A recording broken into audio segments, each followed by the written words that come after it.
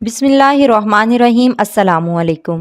وہ گرمیوں کی ایک تپتی دوپہر تھی۔ دفتر سے میں نے چھٹی لی ہوئی تھی کیونکہ گھر کے کچھ ضروری کام نپٹانے تھے۔ میں بچوں کو کمپیوٹر پر گیم کھیلنا سکھا رہا تھا کہ باہر بیل بجی۔ کافی دیر کے بعد دوسری بیل ہوئی تو میں نے جا کر دروازہ کھولا۔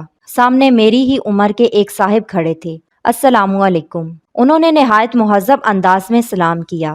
پہلے تو میرے ذہن میں خیال گزرا کہ یہ کوئی چندہ وغیرہ لینے والے ہیں۔ ان کے چہرے پر داڑھی خوب سج رہی تھی اور لباس سے وہ چندہ مانگنے والے ہرگز نہیں لگ رہے تھے۔ جی فرمائیے، میں نے پوچھا۔ آپ طاہر صاحب ہیں؟ جی، میں نے مختصر جواب دیا۔ وہ مجھے رفیق صاحب نے بھیجا ہے۔ غالباً آپ کو کرایہ دار کی ضرورت ہے۔ ہاں، مجھے یاد آیا کہ میں نے دفتر کے ایک ساتھی طاہر کو بتایا تھا کہ میں نے اپنے گھر کے اوپر والا پورشن کرائے پر دینا ہے۔ اگر کوئی نیک اور چھوٹی سی فیملی اس کی نظر میں ہو تو بتائے، کیونکہ دفتر کی تنخواہ سے خرچے پورے نہیں ہوتے۔ مجھے افسوس ہوا کہ میں نے اتنی دھوپ میں کافی دیر سے اسے باہر کھڑا رکھا۔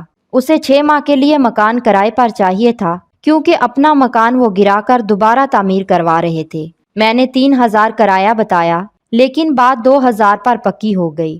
وہ چلا گیا تو مجھے افسوس ہونے لگا کہ کرایہ کچھ کم ہے۔ گو اوپر صرف ایک چھوٹا سا کمرہ، کچن اور باتھ روم تھا۔ مجھے اپنی بیوی کا ڈر تھا کہ اسے معلوم ہوگا تو کتنا جھگڑا ہوگا، اور وہی ہوا۔ بقول اس کے 2000 تو صرف بچوں کی فیس ہے۔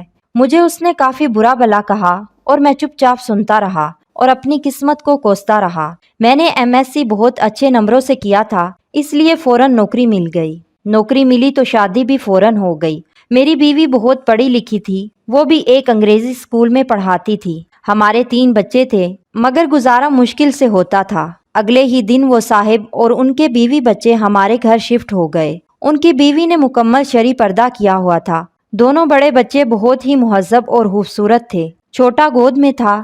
کچھ دنوں بعد ایک دن میں دفتر سے آیا تو میری بیوی نے بتایا کہ میں نے بچوں کو کرایہ دار خاتون سے قرآن مجید پڑھنے کے لیے بھیج دیا ہے۔ اچھا پڑھاتی ہیں۔ ان کے اپنے بچے اتنی خوبصورت تلاوت کرتے ہیں۔ مزید کچھ دن بعد جب میں نے ان کے ایک بیٹے سے تلاوت سنی تو پہلی مرتبہ میرے دل میں خواہش ابھری کہ کاش ہمارے بچے بھی اتنا اچھا قرآن مجید پڑھیں۔ ایک دن میں باہر جانے لگا تو اپنی بیوی سے پوچھ ہی لیا کہ وہ پارلر جائے گی تو لیتا چلوں، کیونکہ پہلے تو 2 مہینے میں 3-4 مرتبہ پارلر جاتی تھی اور اس مہینے میں ایک بار بھی نہیں گئی تھی۔ اس نے جواب دیا کہ پارلر فضول خرچی ہے۔ جتنی خوبصورتی چہرے پر 5 بار وضو کرنے، نماز اور تلاوت سے آتی ہے، کسی چیز سے نہیں آتی۔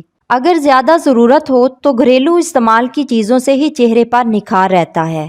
ایک روز میں کیبل پر ڈرامہ دیکھ رہا تھا تو میرے چھوٹے بیٹے نے مجھے بغیر پوچھے ٹی وی بند کر دیا اور میرے پاس آ کر بیٹھ گیا اور کہنے لگا، بابا یہ بیکار مشغلہ ہے۔ میں آپ کو اپنے نبی حضرت محمد صلی اللہ علیہ وآلہ وسلم کا ایک واقعہ سناتا ہوں۔ مجھے غصہ تو بہت آیا، لیکن اپنے بیٹے کی زبانی جب واقعہ سنا تو میرا دل بھر آیا۔ یہ تمہیں کس نے بتایا؟ میں نے پوچھا۔ ہماری استانی محترمہ نے۔ وہ قرآن مجید پڑھانے کے بعد آپ صلی اللہ علیہ وآلہ وسلم اور صحابہ کرام کے متعلق بتاتی ہیں۔ اپنے گھر کی اور بیوی بچوں کی تیزی سے بدلتی ہوئی حالت دیکھ کر میں حیران ہو رہا تھا کہ ایک روز بیوی نے کہا کہ کیبل کٹوا دیں، کوئی نہیں دیکھتا، اور ویسے بھی فضول خرچی ہے اور اوپر سے گناہ ہے۔ چند روز بعد بیوی نے شاپنگ پر جانے کے لیے کہا تو میں بخوشی تیار ہو گیا۔ اس نے کافی دنوں بعد شاپنگ کا کہا تھا، ورنہ پہلے تو آئے دن بازار جانا ہوتا تھا۔ کیا خریدنا ہے؟ میں نے پوچھا۔ برقع۔ کیا؟ میں ہنسا تو وہ بولی کہ پہلے میں کتنی ہی غیر شرعی کام کرتی تھی، آپ نے کبھی مذاق نہیں اڑایا تھا۔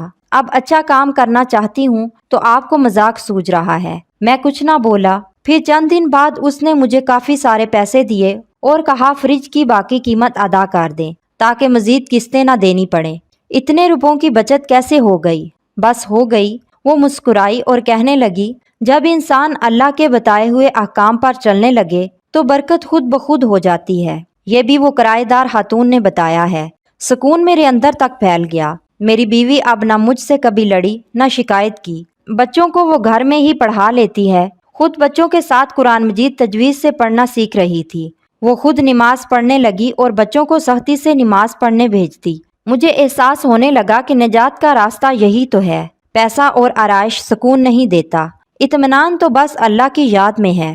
مجھے اس دن 2000 کرایہ تھوڑا لگ رہا تھا۔ آج سوچتا ہوں تو لگتا ہے کہ وہ تو اتنا زیادہ تھا کہ آج میرا گھر سکون سے بھر گیا ہے۔